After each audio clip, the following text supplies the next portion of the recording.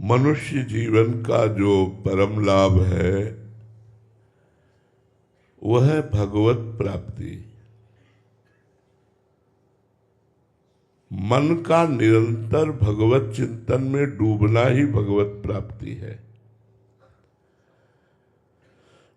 दुष्संग मन को संसार के भोगों में फंसाता है।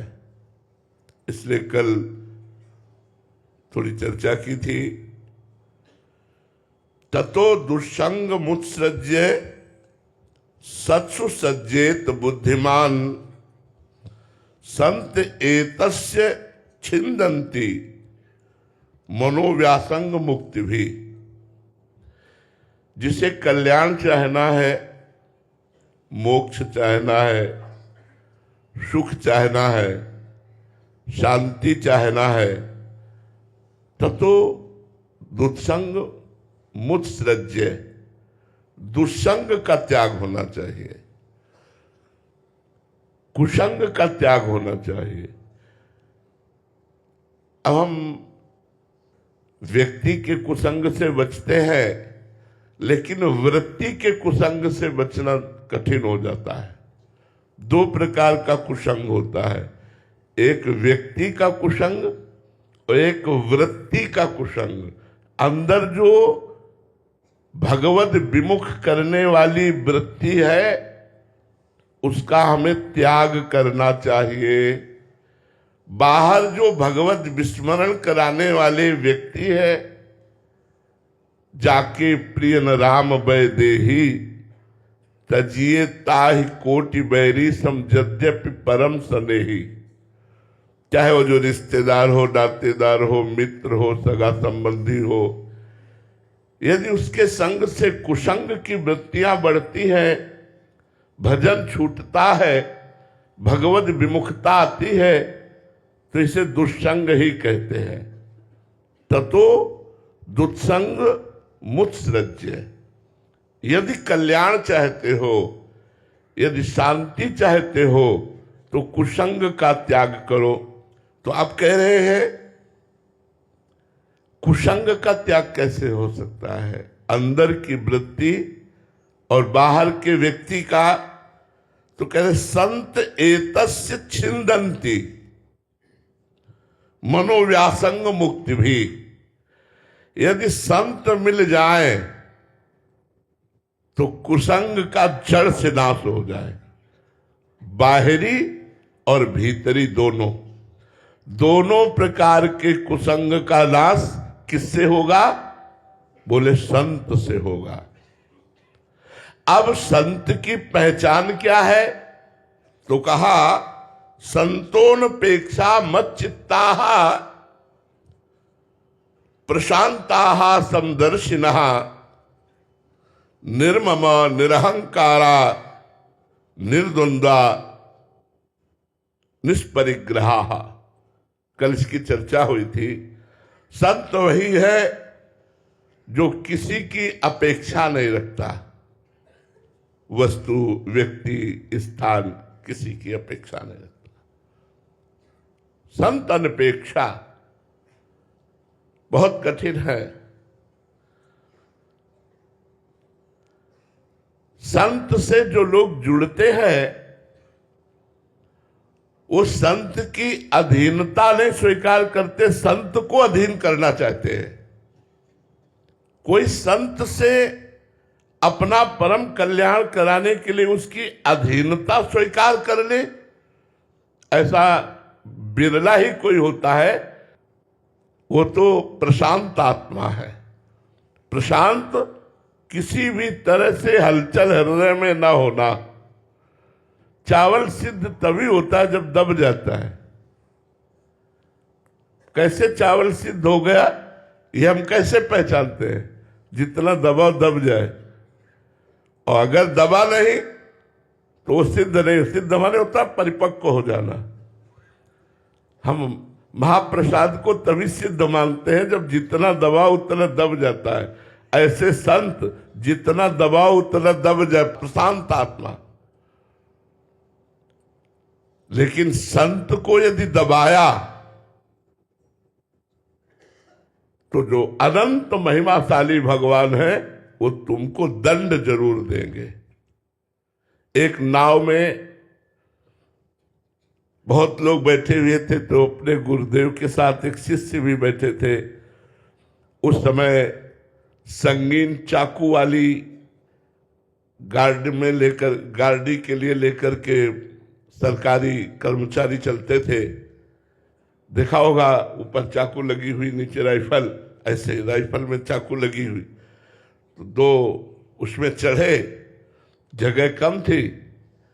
अब संत को संत भगवान मानने वाला तो कोई सात्विक प्रवृत्ति वाला होता है। संत को ये भगवान के पार्षद है, इन्होंने भगवान के लिए सर्वस्व त्याग किया है, ऐसा तो कोई बिरला ही मानता है।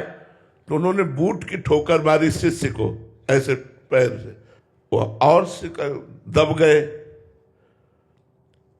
फिर भी जगह कम थी, तो फिर लात मारी, और न गुरु बोले न शिष्य बोले, और दब गए। और दबे से पैर पूरा उसके ऊपर जूते का रखे हुए। अब वो अभिमानी रजोगुणी जीव, वो क्या जाने कि हम कितना बड़ा भयंकर अपराध कर रहे हैं। चुप रहा। नाव गई किनारे, तो बड़ी नाव और भरी नाव होने के कारण एकदम किनारे नहीं लगती, 2-4 हाथ पानी बना रहता है। पतला पानी जहां होता है, जहां गहरा होता है, वहां तक तो नाव जाती है। तो कुछ लोग पादुका उतार करके निकल गए, लेकिन वो रजोगुणी आदमी, तो उसने राइफल को ऐसे करके और छलांग लगानी चाहिए। जूता फिसला, जिस जूते से संत को दबा रहा था, मार रहा था, फिसला, और उसी की राइफल की चाकू उसके गले में लगी, वहीं मर गया। अगर संत का अपराध तो साधु अवज्ञा तुरंत भवानी, कर कल्याण अखिल के हानि। साधु की शरण उनको सुख देने के लिए हुआ जाता है, उनकी अधीनता स्वीकार करने के लिए हुआ जाता है, उनको अधीन बनाने के लिए नहीं कि हम जैसा कहें तैसा आप करें। वचनम करिष्ये तव में, आप जो बोलेंगे वो मैं करूंगा। तो पहला, हमारे दुष्संग का नाश संत संग से होता है। और संत कैसे होते हैं? तो बोले संतों अपेक्षा, किसी की अपेक्षा नहीं रखते। दूसरा लक्षण मत चित्ता, उनका हर समय चित्त भगवान में लगा होता है। मत चित्ता मदगत प्राणा बोधयंता परस्परम कथयंति च माम नित्यम तुष्यंति च रमंति च, वो निरंतर भगवान के चिंतन में लगे रहते हैं। तीसरा प्रशांताहा, जैसे अगाध समुद्र में कोई लहर नहीं उठ सकती, ऐसे ही मान अपमान दुख सुख लाभ हानि होने पर उनके हृदय में कोई लहर ना उठे, वो प्रशांत आत्मा महात्मा। समदर्शिना, सब में एक ही परम तत्व भगवान को देखना। निर्ममाहा, किसी से ममता न रखना। निरहंकारा, किसी भी तरह का अहंकार न होना। निर्द्वंद्वा, सुख दुख लाभ हानि निंदा स्तुति सबसे ऊपर उठे होते हैं महात्मा जन। और वो सबसे खास बात, निष्परिग्रहा, भगवान के सिवा उनके पास कुछ नहीं होता। चक्रवर्ती सम्राट अम्बरीश जी है, पर भगवान के सिवा उनका कहीं भी अहम नहीं है कि मेरे पास कुछ है। संत कौन? जो किसी से अपेक्षा नहीं रखता, जिसका चित्त भगवान में लगा हुआ है, जो किंचन मात्र भी किसी परिस्थिति में उद्वेग को प्राप्त नहीं होता, जो सब में एक तत्व भगवान को देखता है, जो ममता रहित है, जो अहंकार रहित है, जो भगवान के सिवा किसी वस्तु व्यक्ति स्थान को अपना नहीं मानता। अब कह रहे हैं कि चेष्टु नित्यम महाभाग, महाभागेषु मत कथा संभवंती हिता नृणाम जुसताम प्रपुन्नन्त्य घम। कोई बड़ा भाग्यशाली होता है जिसको ऐसे संतों का संग मिलता है। वह महाभाग उन संतों के मुख से मेरी चर्चा, मेरी महिमा और मेरे सिद्धांत को सुनते हैं। क्योंकि संतों का स्वभाव होता है वो जहां बैठेंगे भगवान की चर्चा करेंगे, और प्रपंचियों का स्वभाव होता है जहां बैठेंगे वो प्रपंच संसार की चर्चा करेंगे। तो भगवान की जो चर्चा है वो सबसे बड़ा हित क्या करती है कि हमारे हृदय के मोह का नाश कर देती है। संतों की वाणी मोह का नाश कर देती है। दुष्संग का त्याग कैसे होगा? संत संग करे। संत कैसे होते सो बताया गया। और जब ऐसे संतों का संग होता है और उनके श्रीमुख से हम भगवत चर्चा सुनते हैं, भगवत सिद्धांत सुनते हैं, तो हमारे मोह का नाश हो जाता है। ताये शृण्वन्ति गायन्ति हनुमोदन्ति चाद्रिता मत्परा श्रद्धानाश्च भक्तिं विन्दन्ति ते मयि। जो लोग आदर के साथ मेरे संतों के मुख से मेरी चर्चा सुनते हैं, खास बात भगवान कह रहे हैं। इसीलिए भगवत ऋषि जी ने कहा है, प्रथम सुने भागवत भक्त मुख भगवत वाणी। इसमें बड़ा रहस्य है। यदि हम भगवान की कथा सिर्फ भगवान के लिए करते हैं तो कथा का महत्व होगा कि मोह का नाश करके सुनने वाले को परम गति प्रदान करेगी। सिर्फ कथा सुनने मात्र से मोह का नाश होकर और भगवान के चरणों में प्रीति उत्पन्न होना, वो मेरे परायण हो जाता है। जो संत संग करता है, भगवान की कथाएं सुनता है, वो भगवान के परायण हो जाता है। ये संत संग का फल है। परायण हो जाना, भगवान का नाम जप करना, नाम कीर्तन करना, वाणी गुणगान करना, भगवान के ही विषय में सोचना, भगवान की सेवा करना, आठों पहर भगवान के चिंतन में लगना, वो भगवान के परायण हो जाता है। और अब उसमें मेरी अनन्य प्रेममयी भक्ति का प्रादुर्भाव होता है। संत संग से दुष्संग का नाश, संत संग से मोह का नाश, संत संग से भगवान के परायण होना, भगवान के परायण होने पर अनन्य प्रेम लक्षणा भक्ति का प्रादुर्भाव होना। अब भगवान कह रहे, भक्तिम लब्धवतः साधो किमन्यद्वशिष्यते मयि अनंतानुगुणे ब्रह्मण्यानंदा बुध भवात्मनि। जिसके हृदय में मेरी प्रेम लक्षणा भक्ति प्रकट हो गई तो अनंत गुणों से संपन्न जो मैं हूं, मैं स्वयं उसके हृदय में बैठकर उसको आनंद प्रदान करता हूं। भगवान उसी के हृदय में प्रकाशित होते हैं जिसके हृदय में अनन्य प्रेम लक्षणा भक्ति होती। और भगवान कहे, भक्ति लब्धवता साधु, जे ही भक्ति प्राप्त हुई वो साधु हो गया, स्वभाव उसका संत हो गया। किमन्यद वशिष्यते, अब उसे और क्या चाहिए? जब मेरी भक्ति मिल गई तो मैं अनंत गुणे, जो अनंत गुण समुद्र मैं हूं, मैं स्वयं उसके हृदय में प्रकट होकर ब्रह्मण्यानंदानुभवात्मनि, ब्रह्मानंद का अनुभव कराता हूं। खास बात है दुसंग का त्याग और सत्संग को ग्रहण करना और भगवान की लीला कथा सुनकर भगवान में प्रेम लक्षणा भक्ति हो जाना। इसी से भगवान का हृदय में साक्षात्कार होता है और भगवान का साक्षात्कार होने के बाद फिर कुछ बाकी नहीं रह जाता। तो हम सबसे प्रार्थना करते हैं, संतों से जुड़ो तो भगवान के साक्षात्कार करने के लिए जुड़ो। सत्संग का लाभ है भगवान की प्रेम लक्षणा भक्ति आ जाना। सत्संग का लाभ है भगवदानंद में डूबना।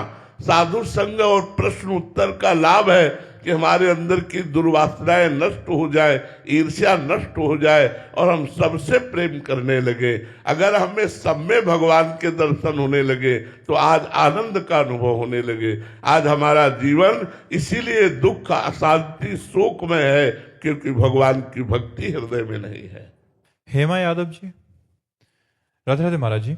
महाराज जी, क्या प्रभु के प्रसन्न होने पर हमें गुरुदेव की प्राप्ति होती है या फिर हमें खुद ही गुरुदेव की खोज करनी पड़ती है? दोनों। कभी कभी गुरुदेव की खोज करनी पड़ती है। हृदय में विकलता जब गुरुदेव की जगती है वो भगवान की कृपा से होती है, और कभी कभी गुरुदेव की खोज करनी पड़ती है। जैसे नारायण स्वामी, वो जज थे, एक घटना में किसी को फांसी दी, उसने रो कर कहा फांसी तो दे दिया है लेकिन सत्य बात है मैं निर्दोष हूं। तो उन्होंने 5 मिनट ध्यानस्थ हो गए और भगवान का ध्यान करते हुए कहा यदि सत्य सच्चिदानंद प्रभु आप हैं तो आप मुझे अनुभव कराइए निर्दोष है या दोषी, क्योंकि मैं इसे फांसी की सजा दे रहा हूं। अंदर से एकदम आया कि निर्दोष है। उन्होंने डेट बढ़ा दी, जानकारियां एकत्रित की और उसको मुक्त कर दिया। बस उसी दिन से इस्तीफा दे दिया और हरिद्वार में गुरु की खोज के लिए गए। अब जिस संत से कहते कि मैं जज हूं, मेरे पास इतना वैभव है, मैं शिष्य बनना चाहता हूं, तो तुरंत बिना किसी प्रश्न के कह देते गंगा स्नान करके आओ और आप आज ही शिष्य बन जाओ। वो निकल जाते और लौट के नहीं आते।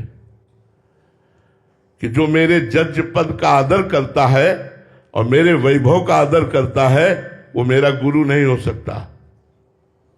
वो में उनको उनकी भावना के अनुसार गुरु नहीं मिले।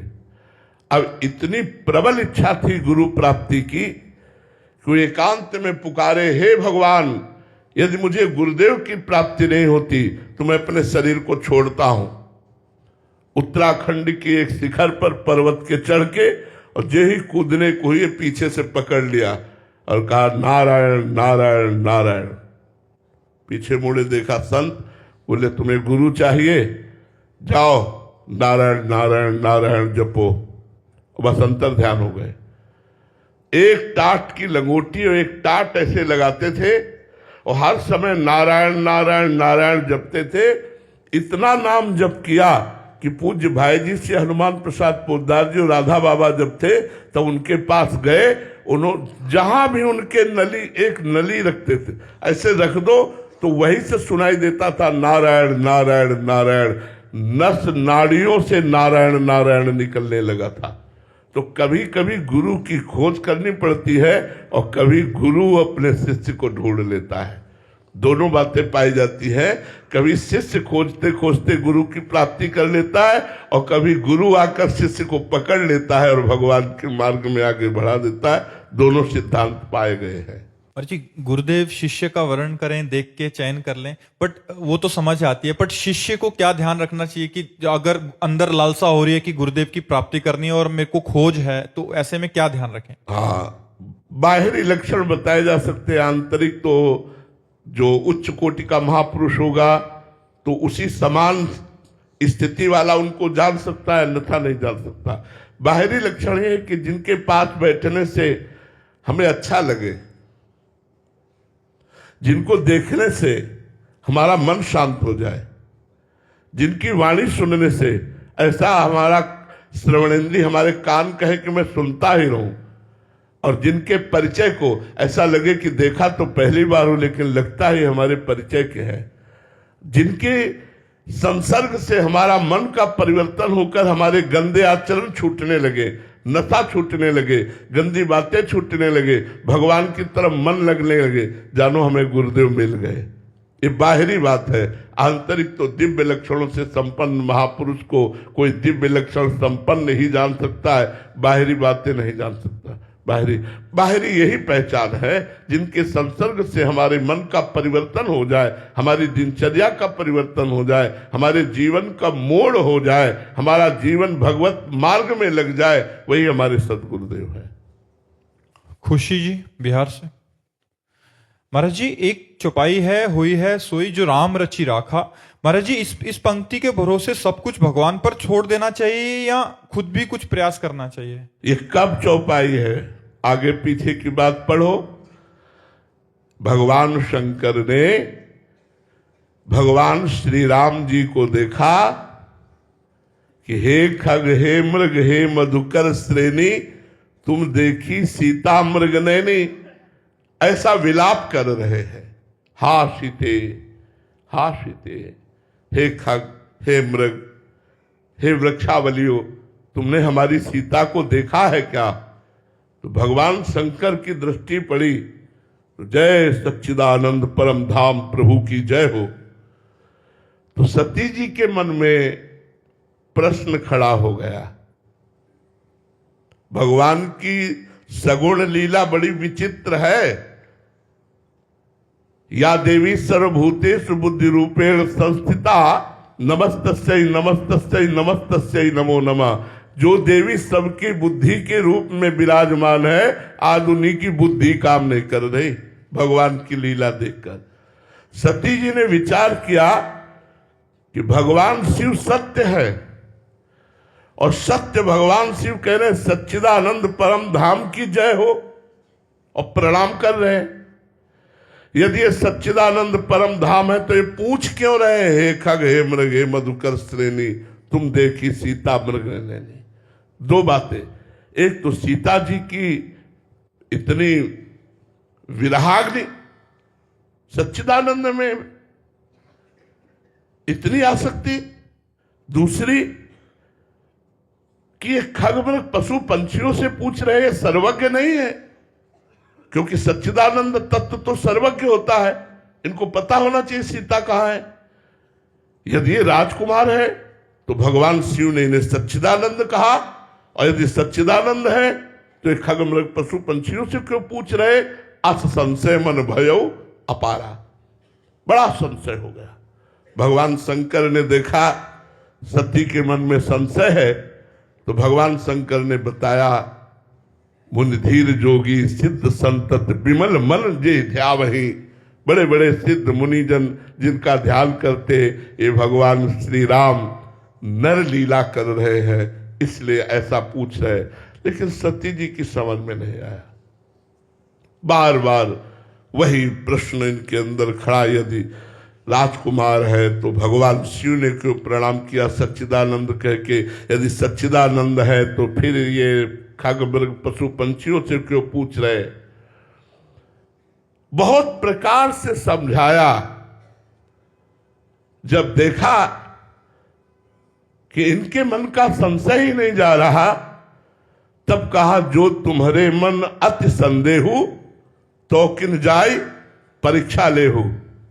अगर तुम्हारे मन में बहुत संदेह है तो तुम परीक्षा ले लो जाकर के, सच्चिदानंद प्रभु है। सती जी परीक्षा के लिए चल पड़ी। जब परीक्षा के लिए चल पड़ी, पूरा भगवान शिव ने उपाय करके देख लिया संशय निवृत्ति के लिए, और नहीं रुकी और परीक्षा के लिए चल पड़ी। तब कहा, होई सोई जो राम रचि राखा, को करी तर्क बढ़ावे साखा, अस कही जपन लगे हरिलावा, सती गई जहां प्रभु सुख धामा। तो ये चौपाई हमें क्या सिखाती है कि पहले हम पूरा प्रयास कर ले। हम कायर बन करके बैठ जाए कि होइए सोई जो राम रचि रखा, ऐसा नहीं। पूरा प्रयास कर ले, इसके बाद फल की तरफ जब हमारी दृष्टि जाए तब होई सोई जो राम रचि रखा, वही होगा जो भगवान ने रच रखा है। इसमें कायरता नहीं आनी चाहिए कि हम हाथ पे हाथ रखे बैठे और कह रहे होई सोई जो राम रचि रखा। नहीं, अपने कर्तव्य का पालन करते हैं और फल पर, उसके परिणाम पर होई सोई जो राम रचि रखा। कर्मण्येवाधिकारस्ते मा फलेषु कदाचन।